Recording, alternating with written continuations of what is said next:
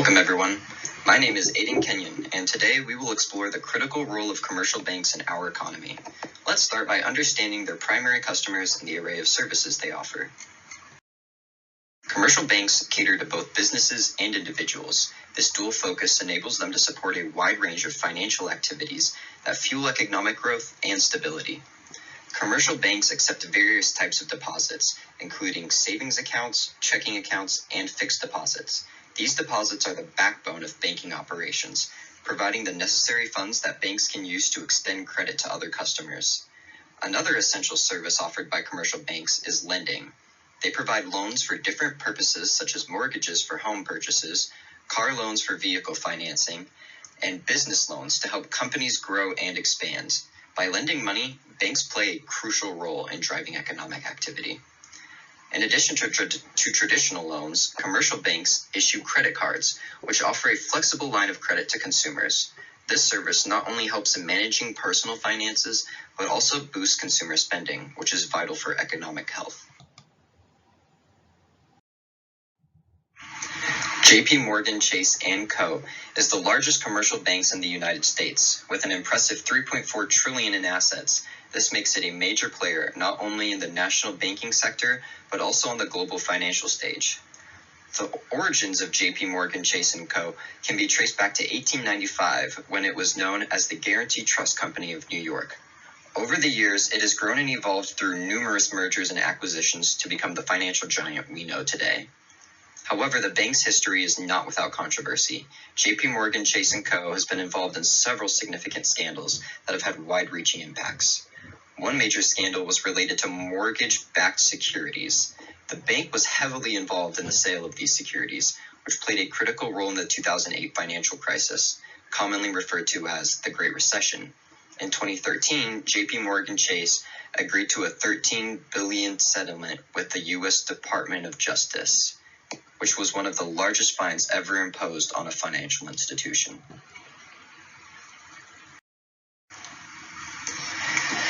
Bank of America is the second largest commercial bank in the United States, boasting $2.4 trillion in assets.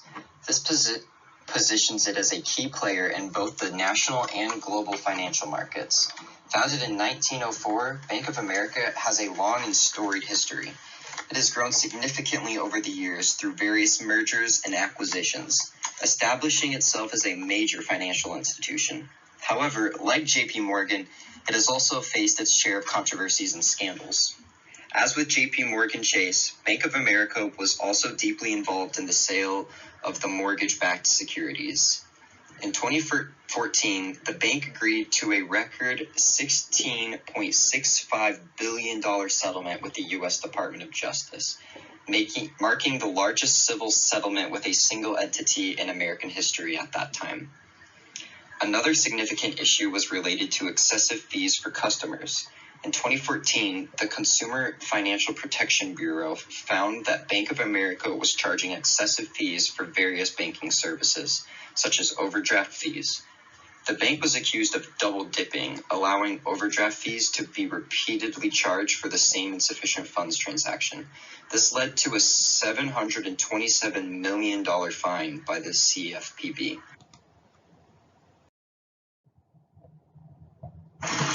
Wells Fargo is the third largest commercial bank in the United States. With $1.7 trillion in assets, this makes it a significant entity within both the national and global financial landscapes.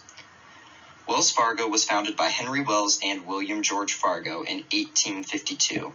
The company was established during the California Gold Rush, initially focusing on providing express and banking services to support the booming mining industry. Over time, Wells Fargo became well known for its stagecoach business, symbolized by its iconic stagecoach logo that remains a strong part of its brand identity today.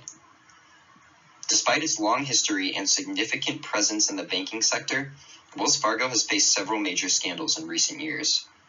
One of the most prominent scandals was the creation of fake accounts. In 2017, it was revealed that employees had opened millions of unauthorized bank and credit card accounts without customers' knowledge or consent. This was done to meet aggressive sales targets, leading to a major public outcry and a $3 billion settlement with regulatory authorities. Now we are going to the impact commercial banks have on the GDP. But first, we are going to understand what the GDP is and how it is calculated.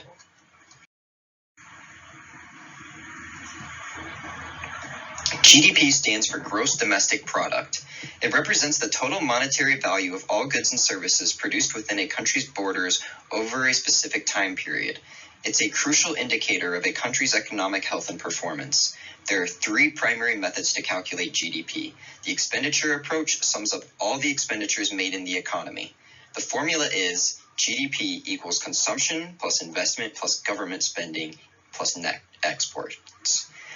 Then there's the income approach, with instead of focusing on expenditures, this approach calculates GDP by summing up all the incomes earned by individuals and businesses in the economy. This includes wages, rents, interest, and profits. The formula essentially captures the gross domestic income, which should theoretically equal the GDP due to the circular flow of income and expenditure. Using this approach, we will see how commercial banks contribute to the GDP by looking at commercial banks' revenue. And finally, the value-added approach, also known as the production approach. This method calculates GDP by adding up the value added at each stage of production.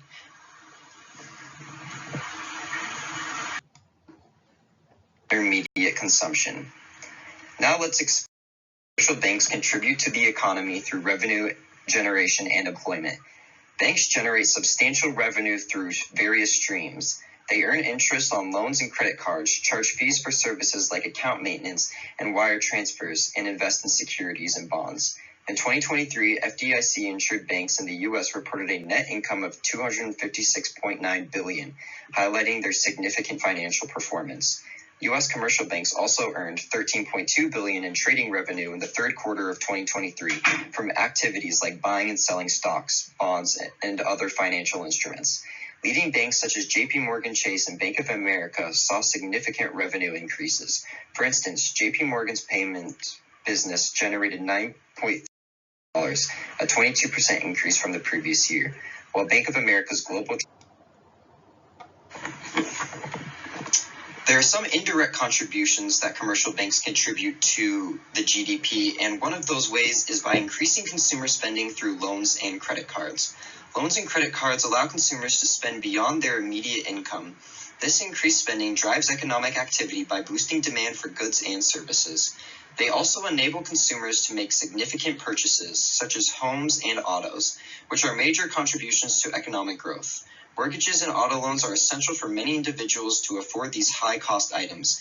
If we look at the chart showing consumer credit card debt from 2000 onwards, we can see a clear trend. Credit card debt has reached an all-time high, demonstrating the critical role of credit in the economy. In the fourth quarter of 2023, Americans' credit card balances hit a record high of $1.13 trillion.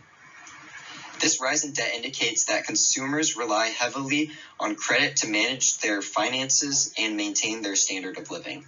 This chart illustrates the exponential growth in credit card debt, particularly after major economic events such as the financial crisis in 2008 and the COVID-19 pandemic. It highlights how credit cards have become an integral part of consumer finance. Commercial banks also contribute to the GDP through investments. One of the key rules of commercial banks is enabling businesses to invest in capital goods.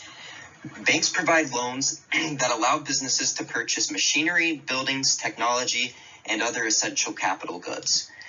These investments drive productivity and economic growth. Commercial banks also make direct investments in various securities and projects. By investing in government securities, corporate bonds, and infrastructure projects, banks help stimulate economic activity. These investments not only support economic development, but also generate returns for the banks.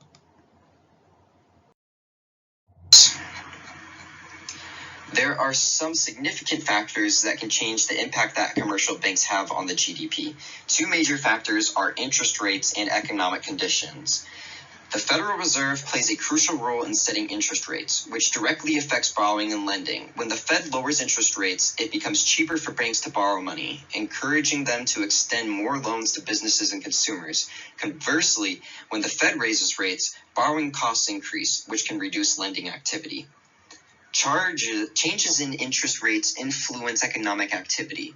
Lower rates typically stimulate economic growth by encouraging spending and investment, while higher rates can slow down economic growth by making borrowing more expensive. This dynamic impacts GDP growth significantly. Broader economic conditions such as GDP growth, inflation, and unemployment rates shape consumer and business sentiment.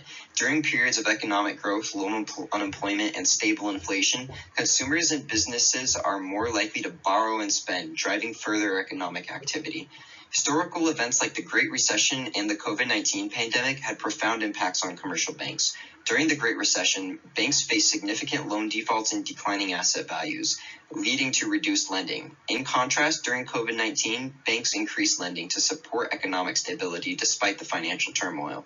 These events illustrate how economic conditions can drastically alter the banking landscape. Since 2000, the U.S. has experienced three major recessions that drastically impacted employment within the commercial banking sector.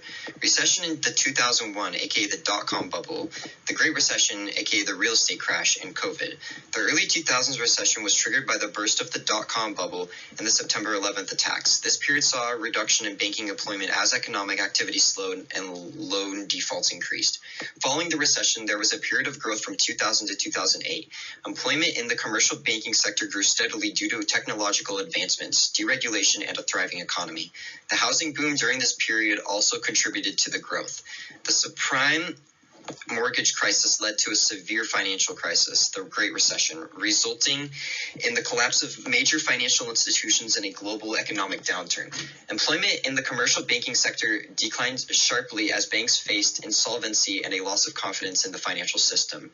And just when we thought we were done, COVID hit and caused unprecedented disruptions to the global economy. While some sectors faced severe job losses, the banking sector saw increased demand for loans and financial services to support businesses and individuals during the crisis. However, the overall impact on employment was complex, with some roles expanding and others contracting. So what does the future hold for commercial banks? There's going to be two major changes in the next 5 to 10 years. One is AI and the other is increased regulator requirements. Digital transformation is fundamentally reshaping job roles within the banking sector. Automation and artificial intelligence are taking over routine tasks, leading to the evolution of traditional roles and the creation of new ones. This shift is increasing the demand for tech-focused positions such as IT specialists, data analysts, and cybersecurity experts. These roles are essential for developing, managing, and securing the advanced technologies that banks are increasingly relying on. Regulatory requirements have also been a significant driver of change in the banking sector. The expansion of compliance and risk management rules is a direct result of post-crisis regulations aimed at ensuring financial stability and consumer protection. Banks need to continuously adapt to these regulations, which necessitates ongoing training and skill development for their workforce. Ensuring that employees are up to date with the latest regulations is crucial for maintaining compliance and avoiding penalties. Conclusion: the commercial banking sector is at a pivotal point of transformation. From the evolving roles driven by technological advancements to the critical need for compliance amid stringent regulatory